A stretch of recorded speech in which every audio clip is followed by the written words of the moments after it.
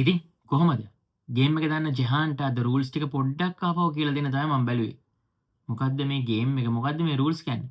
අද අපි කතා කරන්නේ MCC. Laws of cricket. මේකේ chapter 19 එහෙම නැත්නම් rule number 19, law number 19 ගැන තමයි අද අපි මුලින්ම කතා කරන්න කියලා හිතුවේ. පොඩි සීරීස් එකක් විදිහට මේක කරගෙන යන්න බැලුවේ. ඔයගලන්ට මේක වෙනම ප්ලේලිස්ට් එකක ක්‍රිකට් ගැන කතා කරන තීරුවේ ඉස්සරහට බලා Law 19 Boundaries.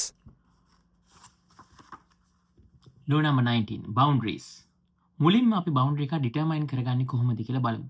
සාමාන්‍යයෙන් ටොස් එකට පෙර, ඒ කියන්නේ කාසිවාසියට පෙර විනිසුරුතුමා විසින් සහ විනිසුරුතුමන්ලා විසින් දෙපිළි නායකයන් කැඳවලා අපි මෙන්න මෙතන තමයි බවුන්ඩරි එක ඩිටර්මයින් කරලා තියෙන්නේ. හෝම් ටීම් එක බවුන්ඩරි එක දැම්මට පස්සේ එතන තමයි බවුන්ඩරි එක තියෙන්නේ කියලා ෆයිනලයිස් කරගන්නවා. සාමාන්‍යයෙන් බාධකයක් මොකක් හරි තිබුණොත් එක්ක ගහක් තියෙන්න පුළුවන් ග්‍රවුන්ඩ් එක මැද්දේ. මැද්දේ කියන්නේ ග්‍රවුන්ඩ් එකේ බවුන්ඩරි එක ළඟ. එහෙම නැත්නම් සමහරකට තියෙන්න පුළුවන් ෆ්ලැග් එකක්, රගර් පෝස්ට් එකක්, ෆුට්බෝල් ගෝල් එකක්. ඉතින් ඔය වගේ තැනක් තිබ්බොත් ඒ තැනේදී සාමාන්‍ය මීටර 2.74ක් එතන බාධකයට වඩා ඉස්සරහින් බවුන්ඩරි තියෙන විදිහට බවුන්ඩරිය වෙන වෙනම සකස් කරගන්නවා. එහෙම නැත්නම් සාමාන්‍ය සම්මත අපි දකින ඉන්ටර්නැෂනල් ක්‍රිකට් වලදී නම් ග්‍රවුන්ඩ් එකේ ඔය වගේ බාධක තියෙනවා අඩුයි. බාධක ඇත්තටම නැහැ. ඊට පස්සේ අපි කොහොමද බවුන්ඩරි එකක් අයිඩෙන්ටිෆයි කරගන්නේ? එහෙම නැත්නම් බවුන්ඩරි එකක් මාක් කරගන්නේ? සාමාන්‍ය ඔයගොල්ලෝ දැකලා ඇති බවුන්ඩරි එකක් මාක් කරනවා දිග සුදු පාට ලණුවකින්. මේ ලණුවට අනුග්‍රාහක බෞතුන්ගේ දැන්වීම් ටිකක් දාලා තමයි ඔය ජාත්‍යන්තර මැච් සාමාන්‍යයෙන් ක්ලබ් ලෙවල් මැචස් එම තියෙන්නේ. හැබැයි එහෙම නැතුව අපි සාමාන්‍යයෙන් කමියුනිටි ක්‍රිකට් එකක් සෙල්ලම් කරනවා නම් ගොඩක් වෙලාවට ඔයගලන්ට දකින්න පුළුවන් කෝන්ස් වලින් තමයි මේ බවුන්ඩරි ටික මාක් කරන්නේ. කෝන් හැමතැනම අඩියෙන් අඩියට අපි කෝන්ස් තියන්නේ නැහැ. සාමාන්‍ය යම්කිසි දුරකින් කෝන්ස් තියලා තියෙනවා. ඉතින් ඔය කෝන්ස් තිබ්බට පස්සේ කාට හරි ප්‍රශ්නයක් එන්න පුළුවන් අපි කොයි ඒජ් එකද සලකන්නේ. එහෙම නැත්නම් අපි දැන් ගත්තොත් එහෙම මෙන්න මේ පැත්තේ තමයි පිච් එක තියෙන්නේ. මෙතනින් පස්සේ ප්‍රේක්ෂකයෝ ටික ඉන්නේ. එතකොට හැමතිස්සෙම මෙන්න මේ ඒජ් එක. ඒ කියන්නේ පිච් එකට ළඟම ඒජ් එක තමයි අපි බවුන්ඩරි විදිහට සලකන්නේ. ඒ කියන්නේ මේ ඒජ් එකේ වැදුනත් 6යි. මෙතනින් එහා ඕනම තැනක බෝලේ පතිත වුණොත් ඒකත් 6යි හෝ 4යි. ඊට පස්සේ මං කිව්වා කෝන් දෙකක් තියෙනවා නම් ඒ කියන්නේ අපි දැන් ගත්තොත් එහෙම අපි සලකන්නේ මෙන්න මේ වගේ මේ කෝන් දෙකක් කියලා හිතන්නකො පොතයි පෑනයි තියෙන කෝන් දෙකක්. එතකොට දැන් සමහරව හිතන්න පුළුවන් මෙන්න මේම කර්ව් ෂේප් එකකට තමයි ඒක නැත්නම් ඕවල් ෂේප් එකකට තමයි බවුන්ඩරි එක යන්නේ කියලා. නැහැ. ඔයා කෝන් දෙකක් හෝ වෙන ඒ වගේ මොනවා හෝ වස්තුන් දෙකක් නම් තියලා තින්නේ ඒ දෙකේ ස්ට්‍රේට් ලයින් එක. ඒ කියන්නේ පිච් එකට ළඟ එජ් දෙක අතර ස්ට්‍රේට් ලයින් එකෙන් තමයි බවුන්ඩරිය මාක් වෙන්නේ. ඔය මැච් එක යන අතරතුරේදී බල්ලෙක් හරි ඔය සමහරක් මැච් වලට ඔය වැඳගෙන එන මිනිස්සු ඉන්නේ ග්‍රවුන්ඩ් එකේ කාට හරි ප්ලේ කෙනෙක්ට වැඳලා යන්නේ. ඉතින් ඔහොම මිනිස්සෙක් ආවොත් එහෙම මොකද කරන්නේ? එතකොට ඒ වෙලාවේ බවුන්ඩරියක් ගියොත් ඒක මොකද වෙන්නේ? ඒක සම්පූර්ණ තීරණය කිරීම විනිසුරුවරයා සතු වෙනවා. ඔහු ඒක අජීවී පන්දුව එහෙම නැත්නම් ඩෙඩ් බෝල් එකක් විදිහට සලකුණු කළේ නැත්නම් හැරෙන්නේ බවුන්ඩරියක් විදිහට සලකනවා. එහෙම නැත්නම් විනිසුරුවරන්ට සම්පූර්ණ හැකියාව තියෙන අජීවී පන්දුවක්ද නැද්ද කියලා සලකුණු කරන්න. ඊට පස්සේ රීස්ටෝරින් ද බවුන්ඩරීස්. බවුන්ඩරිය හුළඟ ගියොත් ජාත්‍යන්තර ක්‍රිකට් පිටියේ නම් ඒක හුළඟ යනව නෙවෙයි ගොඩක් වෙලාවට වෙන්න පුළුවන් ලණුව මාක් කරලා තිනවා. ලණුවට යටින් කොහොමත් මාක් කරලා තිනවා සුදු පාටින් ඔරිජිනල් පොසිෂන් එක.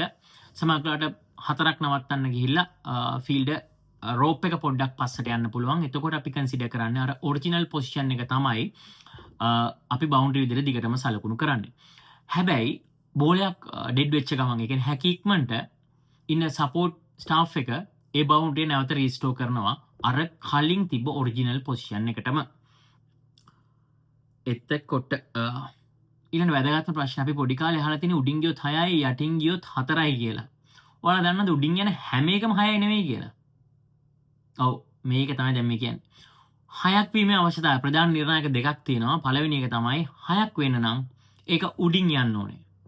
බිම දිගේ ගිහිල්ලා 6ක් වෙන්න බෑ. කියන්නේ පළවෙනි පාර ග්‍රවුන්ඩ් වෙන්න ඕනේ 6 සීමාවේ. ඒ කියන්නේ බවුන්ඩරියේ පිච් එකට ළඟම එජ් එකේ හෝ එතනින් පස්සේ තමයි මුලින්ම පතිත වෙන්න ඕනේ.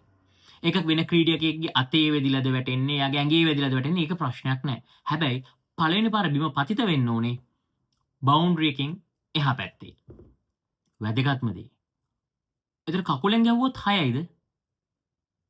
කකුලෙන් ගැහුවොත් 6යිද? ඔන්න හොඳ ප්‍රශ්නයක්. කකුලෙන් ගැහුවොත් 6යිද? හෙල්මට් එක වැදිලා ගියොත් 6යිද? නෑ. කොයි වෙලාවකවත් MCC රූල්ස් අනුව කකුලෙන් වැදිලා ගියොත් හෝ හෙල්මට් එකේ වැදිලා ගියොත් ඒක 6ක් වෙන්නේ නෑ. එතකොට 6ක් වෙන්න නම් අනිවාර්යෙන් බැට් එකේ වදින්න ඕනේ. මොකද අනිවාර්යෙන් බැට් එකේ වදින්න ඕන. ඔන්න මෙච්චර කාලේ අහලා තිබ්බේ නෑ නේද බැට් එකෙන් විතරයි 6ව ගහන්න පුළුවන් කියලා.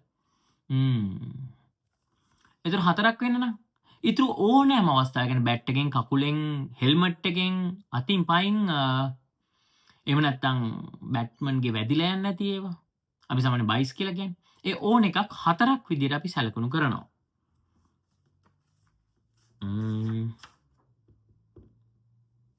ඊට පස්සේ වැදගත්ම පොයින්ට් එකක් තිබ්බා. ඕවර්ත්‍රෝ එකක් ගියොත්. එතකොට මොකද අපි දැන් මුලින් ප්ලෑන් කරා මේකට බිම දිගේ ගියොත් 4යි ලයින් එකෙන් එහාට උඩින් ගියොත් 6යි කියලා. ඕවර්ත්‍රෝ එකක් කියලා දැන් ලකුණු දෙකක් දුවන ගමන් ඉන්නේ. දෙන්න ක්‍රොස් කරලා නම් ඉන්නේ. ඒ කියන්නේ දෙන්නට දෙන්න පිටිය මැදදී දෙපැත්ත මාරු වෙලා. හැබැයි ඒක 4 සීමාවට යනවා ඕවර්ත්‍රෝ එකක් හින්දා. එතකොට අපි සාමාන්‍යයෙන් කන්සිඩර් කරනවා මේ දෙන්න ක්‍රොස් වෙලා තියෙනවා නම් ඒ සම්පූර්ණ කරපු ලකුණු ගාන යා ක්‍රොස් වෙලා තියෙනවා කියලා කන්සිඩර් කරලා ඒක සහ අර අතිරේක එලෙවන්ස් එක අපි ඇඩ් කරනවා. ඊට අමතරව වැදගත්ම දේ තමයි අපි දැන් මුලින්ම කිව්වා උඩින් ගියොත් 6යි යටින් ගියොත් 4යි කියලා.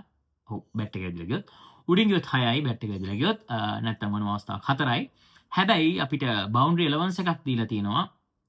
තරගේ ආරම්භයට පෙර කාසිය වාසිය අවස්ථාවේදී විනිසුරුවරුන් සමග කතා කරලා ලකුණු දෙන හැටි බෝත් කැප්ටන්ස්ලාට ඇග්‍රී වෙන්න පුළුවන්. අපි සමහරකට උඩින් ගියොත් අපි දෙනවා ලකුණු 8ක්. බිමින් ගියොත් අපි දෙන ලකුණු 3යි. ඔව්. ඒක ඩිටර්මයින් කරගන්න පුළුවන් මැච් එකට කලින්. මේ මම කිව්වේ MCC rules මේ වලින් 80ක් විතර ICC rule follow කරනවා. ඒ වගේම මේ වලින් 60ක් 70ක් විතර ප්‍රමාණයක් සාමාන්‍ය ඔයගලගේ කමියුනිටි ලෙවල් වල ක්ලබ් ක්‍රිකට් ලෙවල් වල පාවිච්චි කරනවා. ජූනියර් ක්‍රිකට් ලෙවල් දී ඒක සැහෙන අඩුයි. ඉතින් මේ වගේ තව වීඩියෝ එකකින් අපි හම්බෙමු ඊළඟ දවසේ. එහෙනම් මගේ channel එක subscribe කරලා නැත්නම් subscribe කරන්න. Down Under Tales. Bye.